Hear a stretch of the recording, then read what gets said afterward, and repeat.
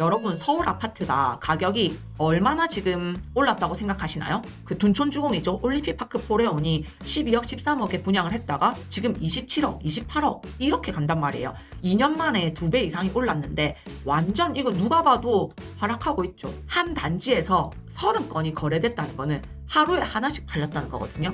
서울을 간다고 했을 때 솔직히 말해서 강남 상구 송파 못 가요. 그렇게 하면 볼 수 있는 데가 어디냐 보면요, 마포, 그리고 성동구, 그리고 가장 먼저 진입한다고 보는 데가 저는 마포랑 성동 쪽이라고 생각을 하고 있거든요. 평당 4,500만 원이면요, 부산 살래요? 아니면 서울 가서 마포 살래요? 지금 시점에서 여러분 지금 부동산 분위기가 어떤 것 같아요? 상승인 것 같아요? 하락인 것 같아요? 일부만 상승했다라고 생각하시는 분들이 대부분일 것 같고요. 저 또한 일부만 상승을 했다고 생각하고 있고요. 그럼 부산은 가격이 어떤지 이 이후에 제가 강의에 그 내용을 다 담아봤거든요. 한번 이제 보도록 할게요. 먼저 서울 아파트 가격이에요. 여러분 서울 아파트가 가격이 얼마나 지금 올랐다고 생각하시나요? 아니면 언제부터 서울이 그래 계속 신고가 나오고 있잖아요. 강남 3구 플러스 토지거래 허가구역 풀리면서 지금 뭐 강동구도 그렇고 그 둔촌주공이죠. 올림픽파크 포레온이 12억 13억에 분양을 했다가 지금 27억 28억 이렇게 간단 말이에요. 2년 만에 2배 이상이 올랐는데 그러면 서울에 강남 쪽 그리고 강남에 붙은 쪽만 붙었는지, 그럼 얘네가 언제부터 올랐는지 우리가 체크해 봐야 된다고 생각하거든요. 서울 아파트 언제부터 올랐을까요? 강남 3구 상급지 신고가 터졌다 하는 내용들은요 24년부터 미디어에 나오기 시작했어요. 근데 우리가 이거를 팩트 체크를 제대로 해봐야 될 거잖아요.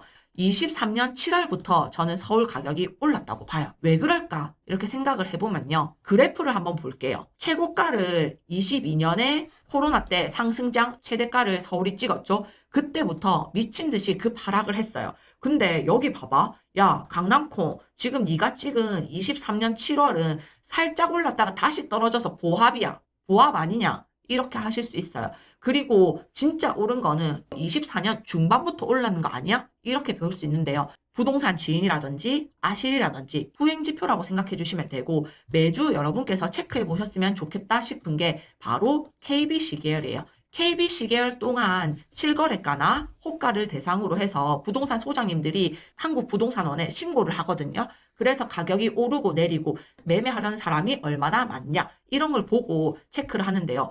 서울 가격을 한번 보면요, 여러분 23년 9월에 빨간불이 딱 들어왔어요. 이때부터 다시 서울이 빨간불이 들어왔다는 뜻이거든요. 이때 22년에 불장 최고가 찍었죠. 계속 파란불이었어. 근데 8월에 딱 하늘 색깔 나오고 빨간불이 딱 시작한 게 23년 9월입니다. KB 시세 또한 후행지표란 말이에요. 그래서 저는 한 2개월 이후부터 이 가격이 반영이 된다고 생각을 하고요. 23년 7월에 상승을 살짝 보였습니다, 여러분. 이거 살짝 보이는 그런 거 아니냐? 그럼 이때는 다시 하락한 거 아니야? 이때는 무슨 일이 있었어? 이런 걸 생각해 볼 수 있잖아요. 그리고 24년 상반기에는 왜 갑자기 분위기가 좋아졌어? 이런 걸 한번 생각해 볼 수 있는데요.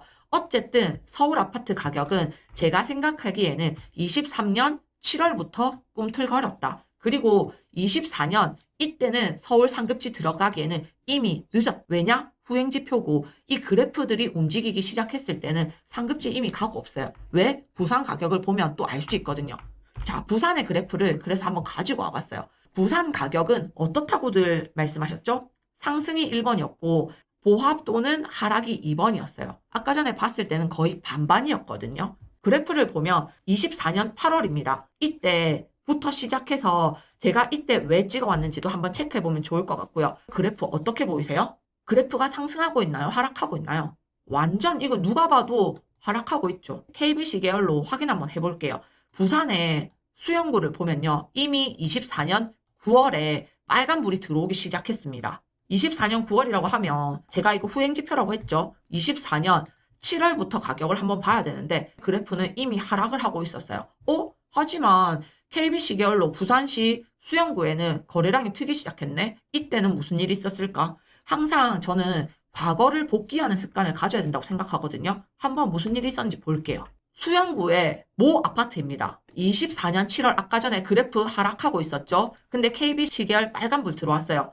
어떤 단지의 아파트가 지금 거래량이 30건이 넘게 거래가 됐어요. 한 단지에서 30건이 거래됐다는 거는 하루에 하나씩 팔렸다는 거거든요. 하루에 하나씩 팔리려면 여러분 하루에 한 집에 4, 5팀은 보고 가야 한 집이 팔려요. 그러면 하루에 4, 5집이 보고 갔어? 30개나 팔렸어? 한 집을 한 달 동안 120팀이나 넘게 보고 갔다는 거예요. 그 하락장에 8월 달에도 이렇게 꾸준히 9월 달에도 꾸준히 거래가 있었고 10월 달에 다시 한 번 더 거래량이 텄습니다. 그러면 여러분 이 부동산 실거래가 같은 경우에는 소장님들이 만약에 거래가 되면 그 다음 달까지는 무조건 이걸 실거래 신고를 해야 돼요. 안 그러면 과태료 맞거든요. 여기가 어디냐면요. 바로 삼익비치예요. 삼익비치가 거래량이 왜 이렇게 텄으며 10월 달까지 이렇게 거래량이 터있는데 이유는 뭘까? 바로 99층까지 지을 수 있는 특별 건축 지정이 되면서 거래량이 폭발했어요. 근데 이 발표 나기 전부터 알고 있었던 투자자들은 미리 와서 서울 사람들이 와서 다 산 거죠. 11월 거래 보면요. 재밌는 게요. 거래량 뚝 떨어져요. 왜? 11월에는 왜 거래가 없었을까? 이런 걸 한번 생각을 해봐 주셔야 되거든요. 부산의 삼익비치 같은 경우에는 요 99층 재건축 추진하면서 거래량이 한 달에 30건 넘게 터졌죠. 거래량이 많다는 거는 너도 나보도 사고 싶었다는 걸 거고 5억 급등했네? 이렇게 얘기 나오다 보니까 이 삼익비치가 부산에서 어디에 가장 영향을 또 많이 줬냐? 이렇게 생각을 해보면요. 바로 옆에 붙어있는 남천자예요. 이 당시에는 솔직히 분담금 이런 거 사람들 안 보여요. 와, 특별 건축 지정됐네. 99층 되겠네. 사업성 좋아지겠네. 그리고 이때 이전까지 거래량 없었네. 싸네. 저평가되어 있네. 지금은 사도 되겠다. 이렇게 하면서 사실 거래량을 서서히 끌어올린 거거든요. 그리고 삼익비치가 거래가 되다 보니까 바로 옆에 지어져 있는 신축, 광안대교 여러분 지나가 보면요. 남천자이 삐까번쩍 하잖아요. 남천자이가 마린시티 자이보다 실거래가 최고가를 먼저 찍었어요. 그래서 제가 이 대장님한테도 대장님 남천자이 오늘 실거래가 13억 9천 찍었다. 근데 그때 당시 그럼 마린자이 얼마였냐? 그때 당시 마린자이가 12억 5천이었어요. 그리고 그 이후에 마린시티 자이가 가격을 바로 따라 붙더라고요. 자, 여러분 그러면 이 그래프를 봤을 때 온전히 믿을 수 있다 없다? 없다라고 생각을 해주시면 될 것 같아요. 그래서 1번으로 삼익비치가 부산 수영구에서 먼저 떴다. 2번으로 여기 삼익비치의 영향을 받아서 남천자의 영향이 떴다. 근데 또 3번으로 바로 근처에 있는 남천 서밋이 또 분양을 하잖아요. 근데 얘네 지금 분양가가 센텀루에 4,500만 원이죠. 그리고 남천 서밋 4,500만 원이요. 근데 여러분 서울 가면요. 부산에서 돈 좀 있다 하시는 분들이 상담을 하면요. 제일 먼저 물어보는 첫 번째가 이 돈이면 서울 갈 수 있지 않나요? 서울을 간다고 했을 때 솔직히 말해서 강남, 상구, 송파 못 가요. 그렇게 하면 볼 수 있는 데가 어디냐 보면요. 마포, 그리고 성동구, 그리고 가까이 어떻게 보면 뭐 강동까지도 사실 볼 수 있었는데 강동도 솔직히 요즘 이제 비싸잖아요. 그리고 가장 먼저 진입한다고 보는 데가 저는 마포랑 성동 쪽이라고 생각을 하고 있거든요.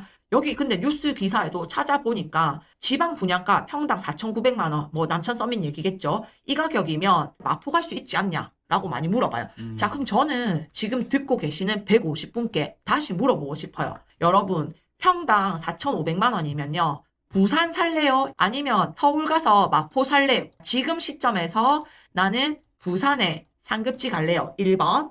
아니다. 나는 뭐 돈이 없더라도 생각만 해볼 수 있잖아요. 나는 서울, 마포 갈래요. 2번. 이런 생각은요, 여러분, 스스로 제가 질문을 던졌지만 답변 못해도 상관없어요. 왜냐? 공부가 안 됐을 수 있으니까. 근데 스스로 이거를 생각하고 틀린 답변이라도 내릴 수 있어야 돼요.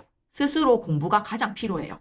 내가 상급지를 선택할 건지 아니면 중간에 덜 뜬 거 살지 스스로 선택할 수 있거든요. 서울에 지금 부동산 지인에서 보는 평균 가격을 가져와 봤어요. 보면 딱 여기 주황 색깔 불 들어온 것들이 부산에서 갈 수 있는 가격대. 평당 4천만 원 딱 중반대거든요. 마포구가 평균 가격 4,500, 광진구가 4,500, 강동구가 4,040, 성동구가 4,800 이래요. 사람들이 가장 진입을 많이 할 수 있는 곳, 많이 보는 곳들 마포로 한번 비교를 해볼게요. 마포를 한번 가봤어요. 마포 같은 경우에는 지금 84 타입으로 봤을 때 대장 아파트가 현재 시세가 23억 3천만 원입니다. 부산에서 일단 마포 간다 했을 때 84 갈 수 있다 없다? 없다. 그리고 저는 여러분들이 가장 많이 물어보는 것 중 하나가 부산에서도 조금 급지 떨어지는 34평 갈까요?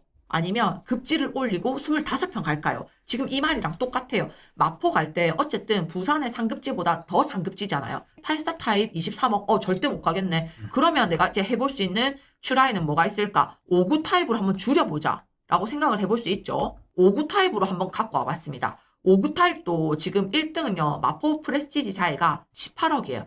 부산의 대장을 살 수 있는 사람이 마포 가면 59 타입 대장 할 수 있다 없다?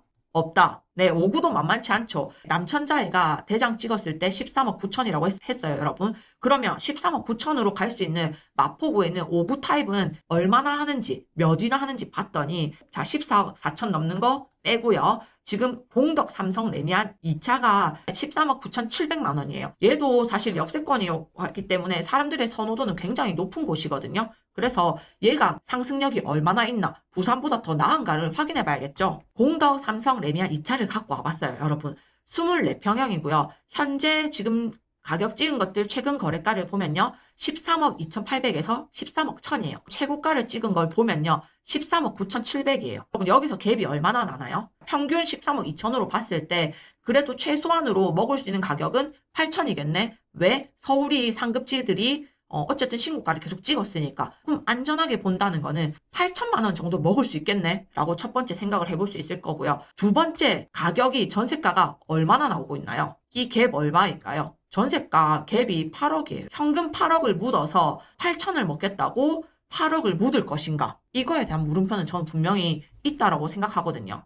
그러면 부산에서 결국 저렇게 서울, 마포구, 성동구, 이렇게 강동구, 서울 가고 싶은 사람들은 어떤 사람이냐 봤을 때는 10억 이상을 아파트를 사려고 하는 사람들이에요. 왜냐하면 10억 이상을 산다는 사람들은 한 12억, 13억까지는 보거든요. 그렇기 때문에 아까 전에 공동 레미안 같은 경우에도 마포구 아파트가 92개 있거든요. 84 타입으로 봤을 때는 중간 가격 아파트잖아요. 50이 아래 아파트예요. 지금 부산의 상급지가 여기 지금 보던 사람들은 사직동 롯데캐슬이나 최근에 저희 지금 다 수강생들 자리예요. 사직 로케 갈까요? 아니면 더샵 센텀파크 갈까요? 이렇게 보다가 근데 생각보다 얘네 가격이 10억 이상이잖아요. 마포구 가는 게 더 낫지 않아요? 이렇게 많이 물어보거든요. 서울 같은 경우에는 거의 정고점을 따라잡았는데 얘는 사직 롯데캐슬 같은 경우에는 지금 뭐 10억 넘었다 하더라도 최고가가 12억 후반? 이렇게 찍었잖아요. 한 20%는 떨어진 상태예요. 그리고 더샵 센텀파크 같은 경우에도 정고점 보세요. 떨어진 거. 추후에 얼마나 먹을 수 있는가, 무엇이 더 안전한가는 저는 가격이 가장 중요하다고 생각하거든요. 같은 원리면 예를 들어서 부산보다 서울이 좋다. 같은 원리면 서울보다는 미국이 좋겠죠. 그러면 미국의 부동산보다는 또 미국의 우량 주식이 좋겠죠. 근데 미국 우량 주식은 또 지금 사자니 환율도 비싸고 지금 많이 올랐단 말이에요.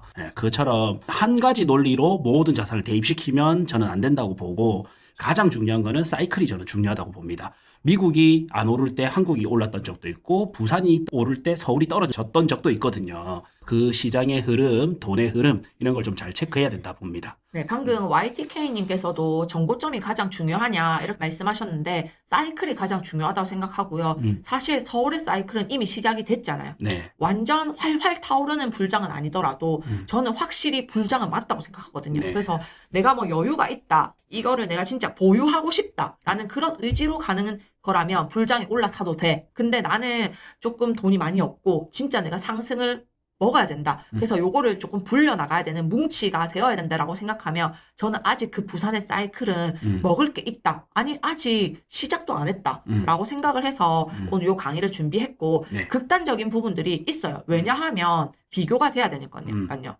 노도강은요 많이 오르지도 않았지만 많이 오르지도 않을 거예요. 우리 부산을 치면 사고 사는 거랑 똑같아요. 그래서 노도강 오를 때까지 기다릴래? 아니면 부산 상급지 오르는 거 기다릴래? 저는 경기도 상급지 오르는 게 훨씬 더 빠르고 많이 오르다고 생각하거든요.